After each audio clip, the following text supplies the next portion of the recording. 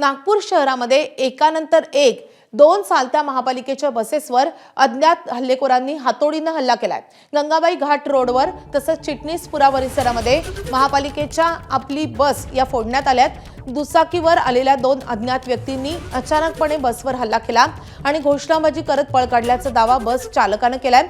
बस फोडल्यानंतर हलवा एकता जिंदाबाद असा मजकूर लिहिलेली पत्रकं फेकल्याचा दावाही केला जातोय। लकडगंज पोलीस स्टेशन जवळच्या आधीच्या घटनेसारखेच हे प्रकार घडल्यामुळे नागपूर पोलिसांनी तातडीने हल्लेखोरांचा शोध सुरू केलाय। पोलिसांकडून सुरक्षा आणि तपास वाढवण्याचे आदेशही देण्यात आलेत।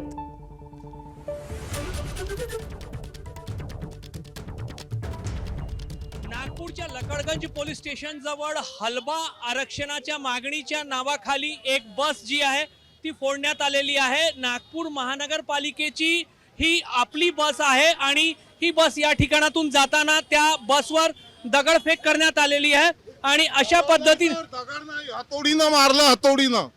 मी स्वतः ड्रायव्हर आहे याच्यावाला। कोण आला होता? दोघं मुलं आले होते, डोळ्यागंध शिवा द्यायला लागले। पहिले इथं मारलं समोरच्या काचवरती, मग पाठीमागच्या काचवरती मारलं आहे इथे आणि मला बी मारत होते, पण मी असा वाकलो तर मी वाचलो आणि हे काच फोडला, हा फोडला आणि समोरच्या फोडला। हे पत्रक हे फेकले त्यांनी। हलवा एकता जिंदाबाद। काही प्रवासी आपल्या सोबत आहेत। काय झालं तेव्हा तुम्ही बसमध्ये होते? काय सर काही नाही, जस्ट आम्ही बसलो होतो, दोन बाईकवर दोन मुलं आले आणि त्यांनी हातोडी काढली आणि ग्लास फोडणं सुरू करून दिलं सर।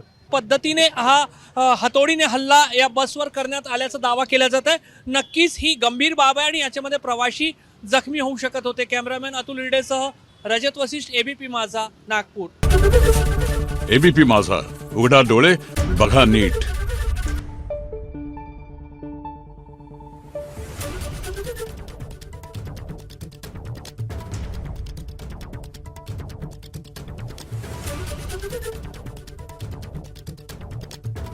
Thank you.